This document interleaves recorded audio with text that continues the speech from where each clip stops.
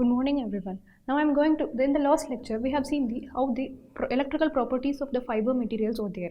So for measuring the resistivity we need to calculate the voltage, power, current, everything. Because the resistivity and conductivity depends on amount of electrons flowing in it. So we need to measure the resistance and voltage. So how we are going to measure the resistance and voltage? There are different methods and meters are available, instruments are available for measuring the voltage, power and current of the any materials. So for measuring the resistivity we have to expose the material into a strong electric field. Electric field is nothing but applying a voltage or current to the material. So now we are going to see how we are going to measure the voltage and current of a material. So simply we will measure those things using meters.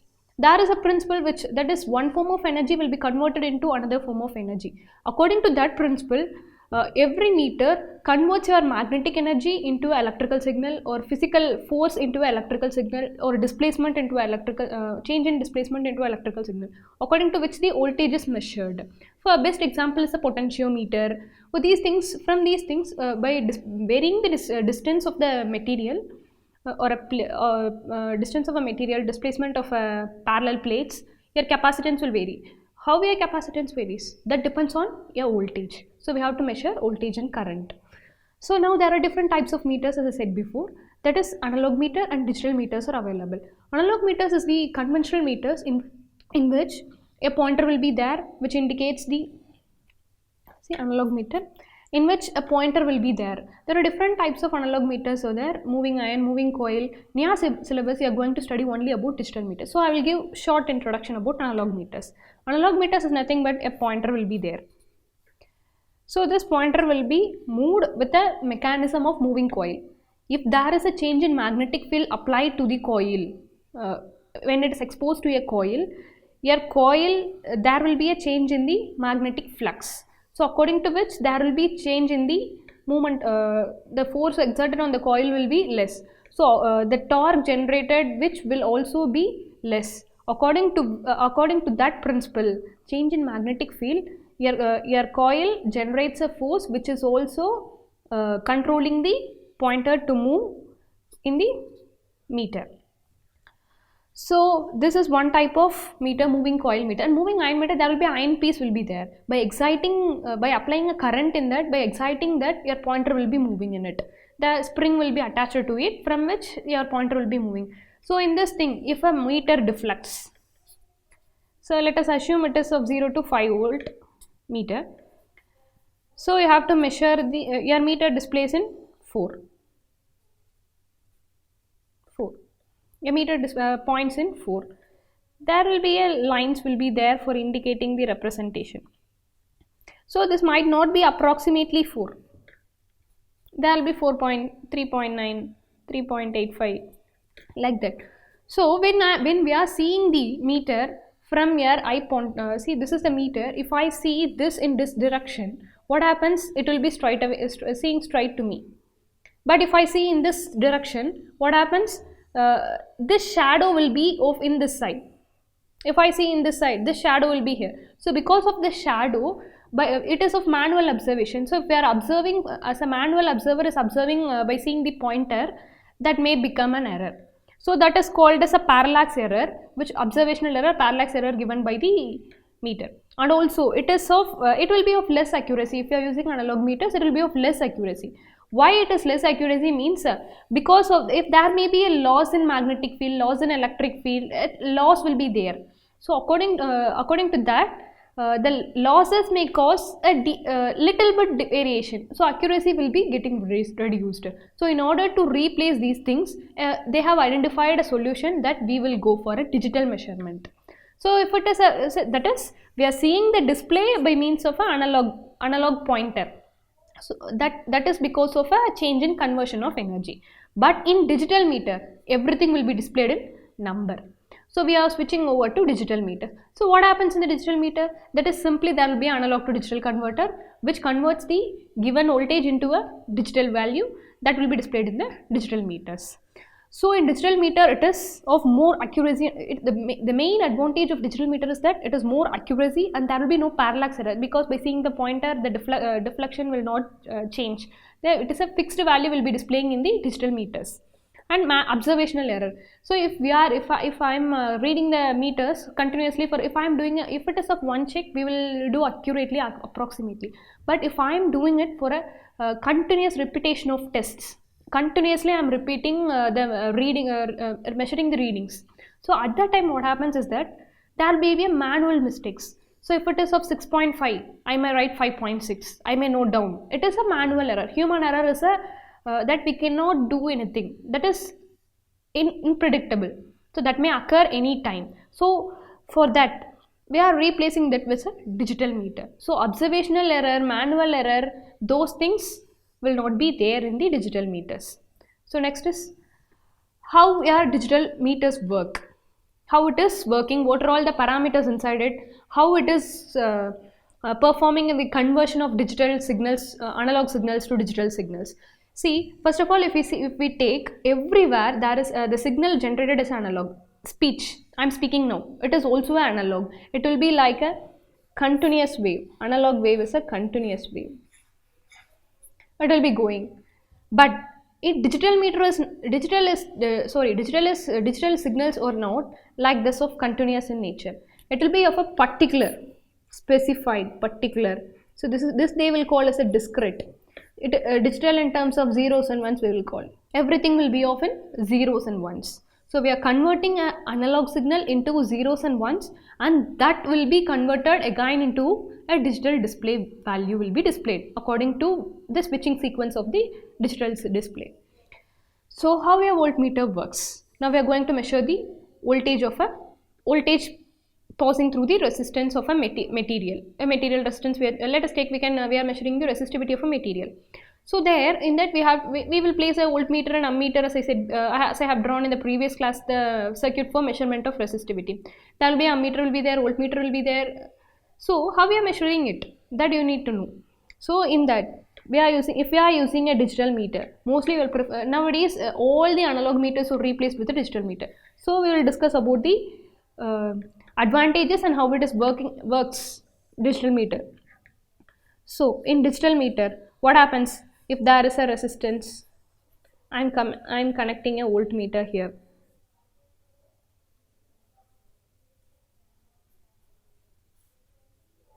See, voltmeter will always be connected in parallel because of its high internal resistance. So then only, that is because why we are connecting, another one thing, why we are connecting voltmeter in parallel and ammeter in series, that is also a thing which I will explain after explaining these things. So digital voltmeter, see, if I am giving an input voltage, that is here in the resistivity I am supplying in the material, I am giving a AC supply. That is converted into by making a rectifier circuit, I am giving a DC input to the let us take a fiber material. So if a current passing through the fiber material, then there will be a change in its voltage parameters, everything. So we will be calculating that. So by its physical parameters, based on the temperature, your voltage will vary. Based on your resistance changes, your voltage will vary. So if there is a resistance present in it, there will be a certain voltage drop will be there in the fiber material. So that that voltage is given to the attenuator. That is in this voltmeter there will be these blocks will be there, which is used for converting this analog voltage into a digital voltage. So input voltage is given to an attenuator. Attenuator is nothing but it is a tuning. For example, we may say tune. So there will be a high amount of voltage coming from the input side. So that may damage, or that may cause because analog to digital converter needs only within 5 volt, within 5 to 10 volt only it can accept and operate. Or else if I am supplying more amount of voltage, your analog to digital converter will burnt. So in order to protect the ADC, we have to use an attenuator, which, see, if I am giving 220 volt is coming in this, so attenuator attenuates to 10 volt. That is, Here 0 volt is there, to 0 to 0 to 220 volt. So 0 is considered as 0 and maximum of 20 will be attenuated as 10 volt. See, more than 10, how much it comes? It will display as 220 volt. In the digital display, it had to display. So this will be taking like that. The attenuator attenuates the input voltage to within the acceptable limit by the analog to digital converter, which will convert this voltage signal into a discrete. That is, inside the analog ADC, we will say analog to digital converter. Simply, if I say analog to digital converter, by the name itself, everyone can say it converts analog signal into digital signal. But it is not the same way. So, analog signal to digital signal conversion involves two processes. One is sampling.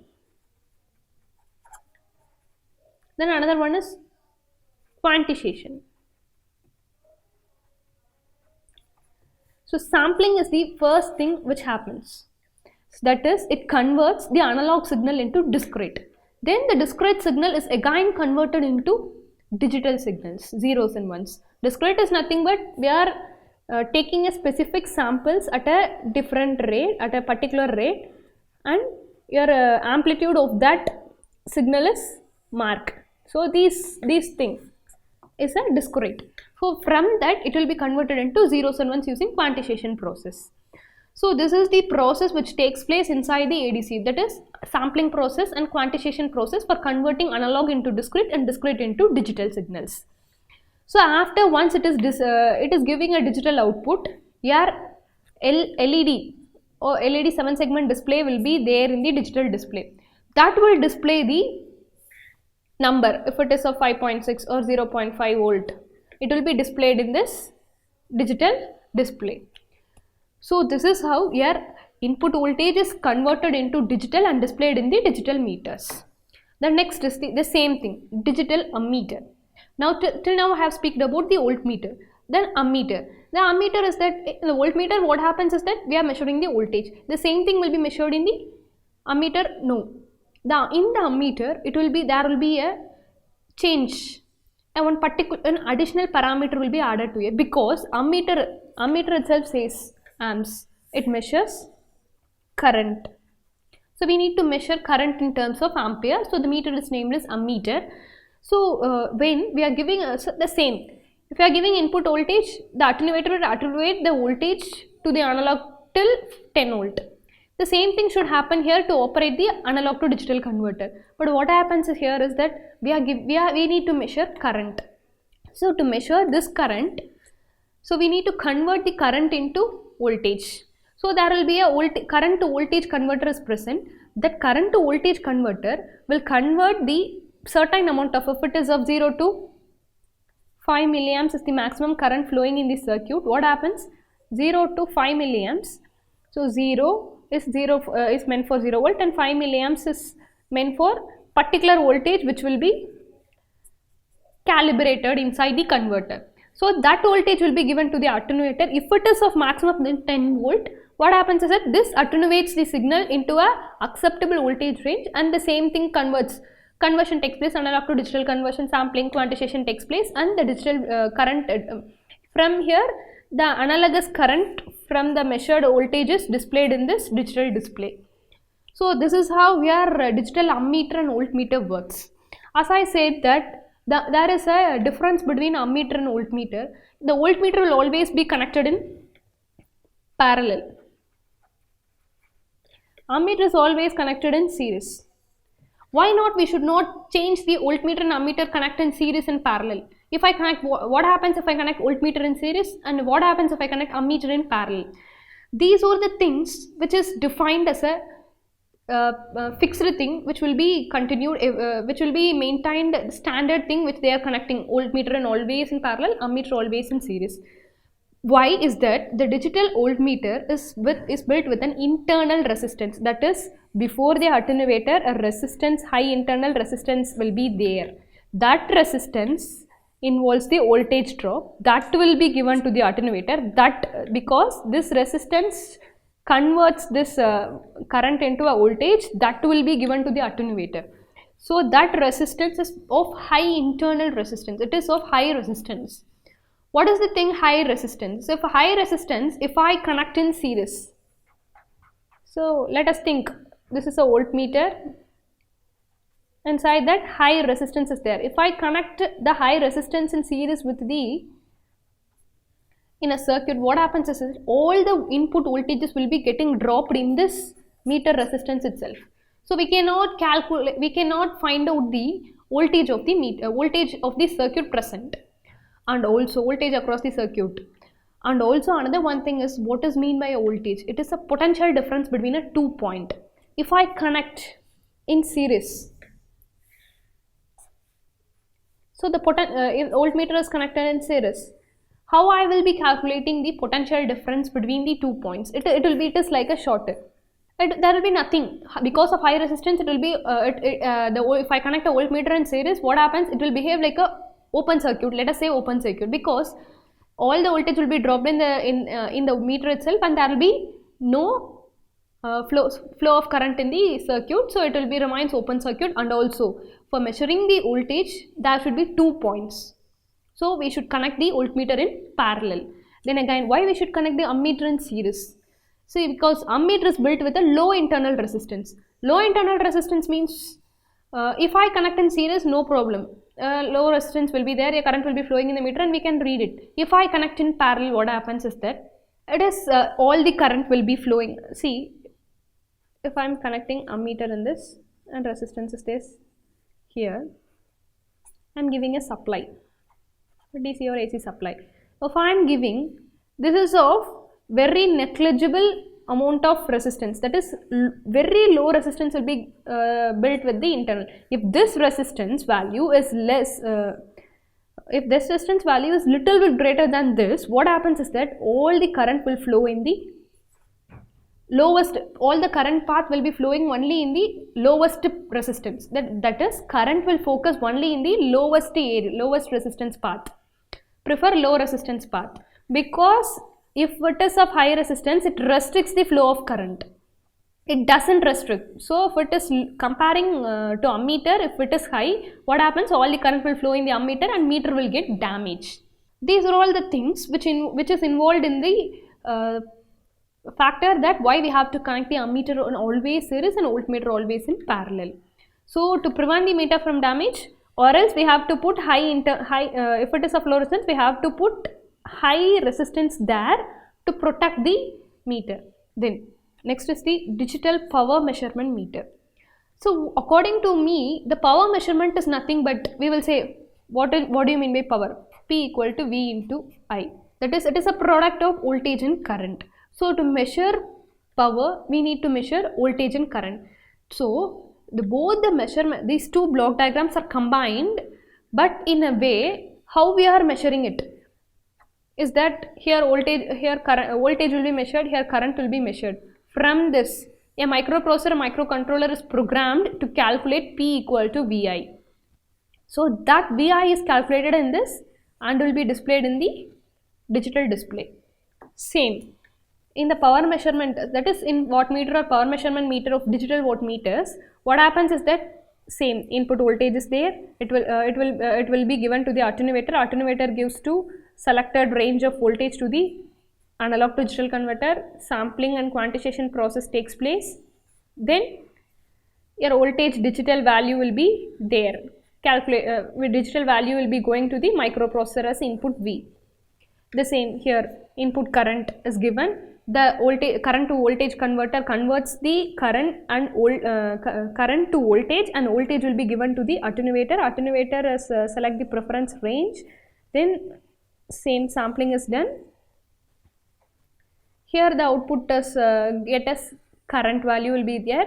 So here VI is multiplied by means of a microprocessor.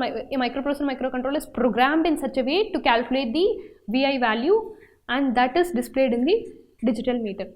This is how your measurement of voltage, current and power is measured using the digital meters. Then there are also different types of meters are available in the market. See, if it is of only voltmeter, it can calculate only voltage. It can measure only voltage. If it is of ammeter, it can measure only current. If it is a wattmeter, it can calculate only, it can measure only power. So we need the combination of all in a particular single meter. So according to this drawback, for each and every, see, if there is a circuit, if you are connecting a lots of meters to measure the electrical parameters itself, then your circuit becomes complicated. So wherever is the in this modern world, wherever we go, the efficiency and size, compactness is the thing which we have to prefer.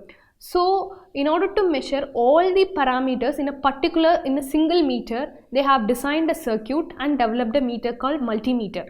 So multimeter is that from the name itself again, it can measure multiple parameters using a single meter. I am going to measure the power. Here in multimeter we can measure resistance, and also if there is a AC and DC, if I am giving a AC supply, so the meter should be of AC measuring meter. If it is of DC, we have to measure it should be of DC measuring meter. So for that also it will become conflict. For a particular side we will be supplying AC and there will be a rectifier unit and we will be giving a DC supply. So we need to measure AC and we need to measure DC. So because of this use of multiple meters in a single circuit, let us make a single meter to measure multiple parameters. That is the thing which they have invented as a multimeter. In the multimeter, there is a variable knobs will be there. If we rotate and keep in a self-preferred knob, we can measure resistance, AC voltage, DC voltage, AC current, DC current in a single meter. So how the block diagram of the multimeter is given here, and how it is going to measure the different parameters we are going to see. See, if I am connecting a common phase supply, there will be a rotary switch will be there, a phase neutral input probes will be there, ground neutral probes will be there. I am giving a constant power supply to the multimeter.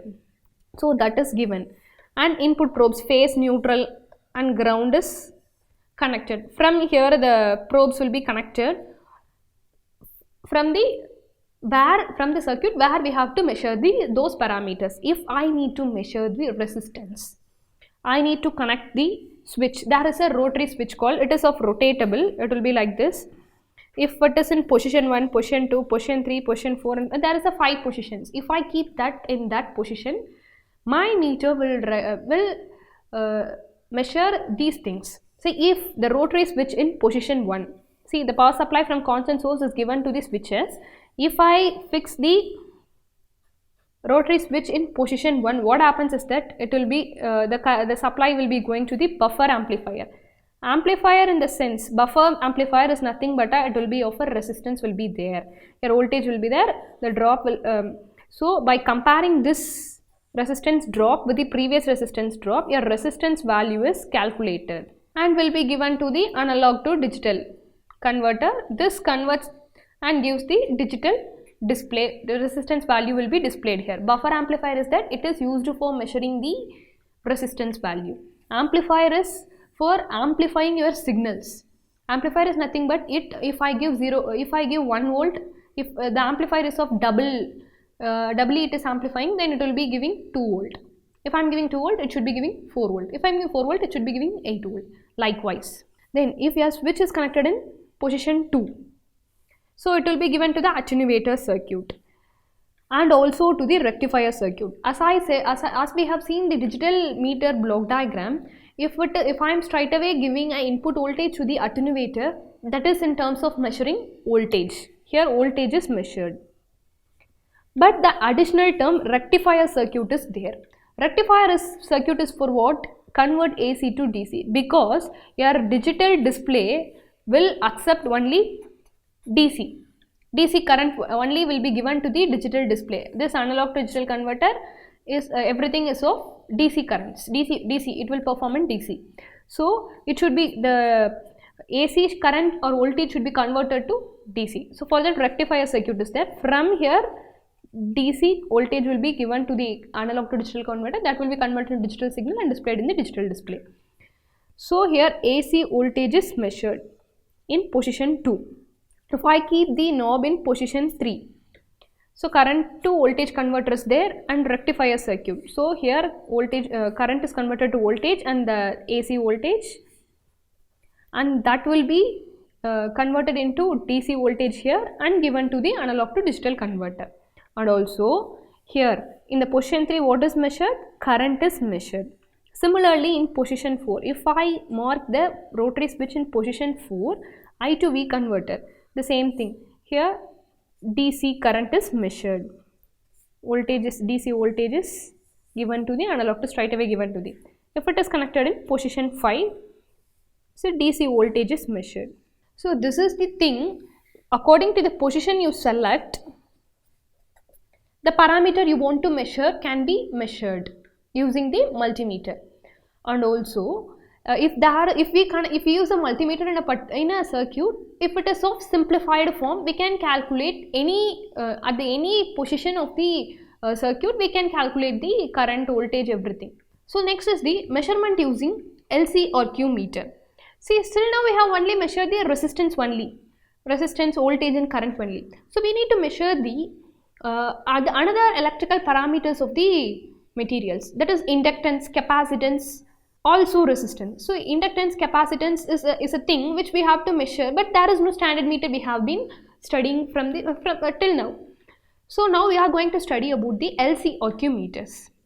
LCR meter, from the name itself we can say that L indicates it measures inductance, C represents it measures capacitance, and R measures it or represents it measures resistance, and Q is the quality factor of the circuit.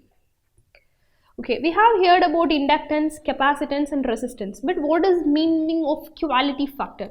The quality factor is that the amount of energy consumed by the circuit, that is all the components in the circuit consume some energy at the condition at which there will be no reactive force. They will say that is in the absence of inductance and capacitance, how much of power is consumed by the circuit. That is called a quality factor. If the quality factor is 1, it is performing good. The circuit is performing good. So we need to measure the quality factor also.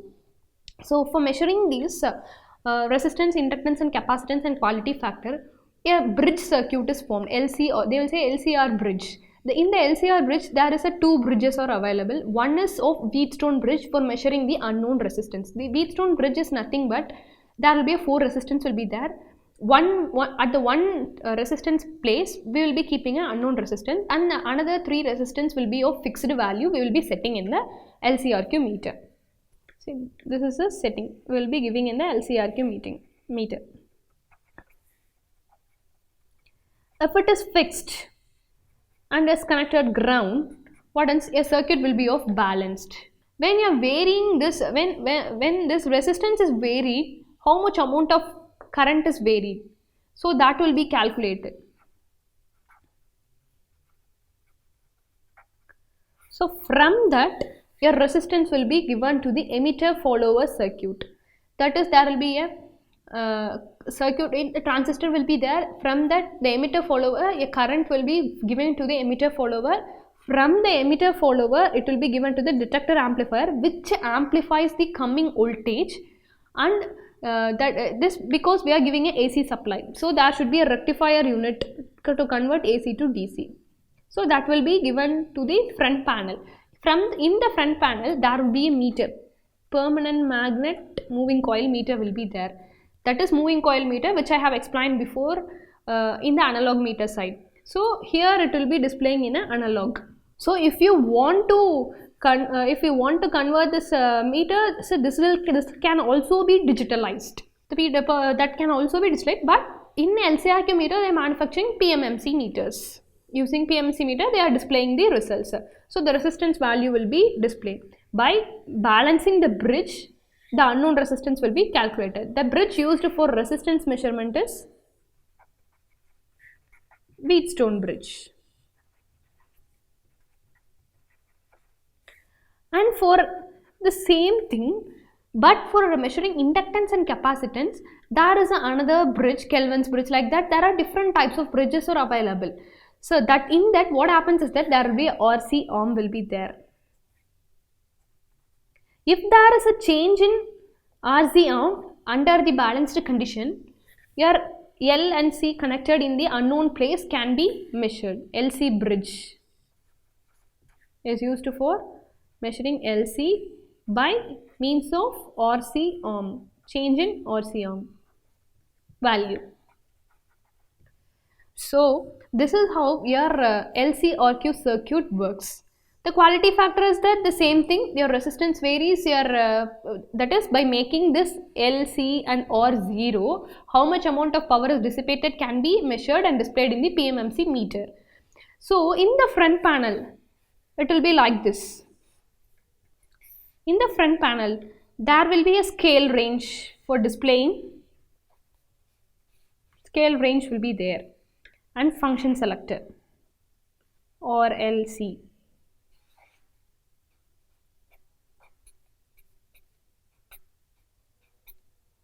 And you will be connecting. So your meter will be displayed like this, and there will be an on-off switch will be there. This is on-off switch. In the outer prototype, in the outer, by seeing the outer appearance of the meter, there will be a box-like meter and power card will be there for giving supply. If I on the switch, on-off switch is present to turn on the circuit, and there is a function selector. See, I have connected a resistance here in the test terminal. This is a test terminal where we are going to connect the resistance we have to measure. That is called as unknown resistance in the circuit. So that is selected here. If I need to measure inductance of that material, I need to select the function which function it should measure. So if I keep this, it is a rotating knob. If I keep that knob in a L value, then it measures inductance. If I keep it in C, it measures capacitance. If I keep it in R, it measures resistance. And there is also, if the resistance, unknown resistance is of a mega ohms, that is, it need to measure huge amount of resistance. It needs to measure only less amount of resistance. So if we have to keep it to getting more accuracy, we need to keep that in a certain limit ranges. So if it is of kilo ohm, kilo millihenry, like that, we have to specify in which range we need to measure the inductance. If it is of huge, what happens? The meter will display maximum. So we should measure in ohms, mega ohms, kilo ohms, millihenry, microfarad, like that. We will be measuring the resistance, inductance and capacitance. So we need to select the range. If this is a material, then by knowing that itself, this material will have only less amount of resistance if we have studied the properties. We don't know the exact value, but if we know the material, we may know it will have less resistance, it will have high resistance. So for that we have to select the range. By trial and error method, we can, if we connect it, we can see by trial and error method, we can select the range. That is called range selector is there. And a scale for displaying the output of the value we need to know. Respectives of resistance inductance, we need to know the, so there will be a pointer indicator scale will be there, that will display the readings.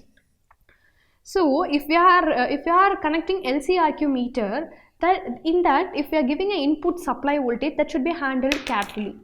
If I am giving an excess voltage, what happens that your circuit will burst out, your circuit will be shorted, your resistance bridge will be shorted.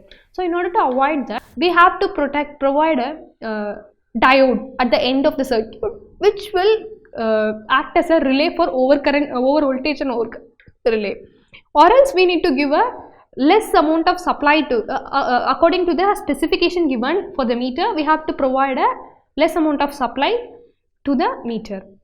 So this is how your LCRQ meter works. So your first module consists of, I will list out the parameters which we have studied in the first module. Your first module consists of properties of a material, that is of electrical properties, mainly of electrical properties, resistivity, conductivity and capacitance. And these things we have studied for a general property of a material, general materials, and also for nanomaterials and fiber materials. Then is the next part is the measurement of voltage, current and power using digital meters, multimeter and LCRQ meter. This is the end of your first module. From the next module we will see the electrical machines. Thank you.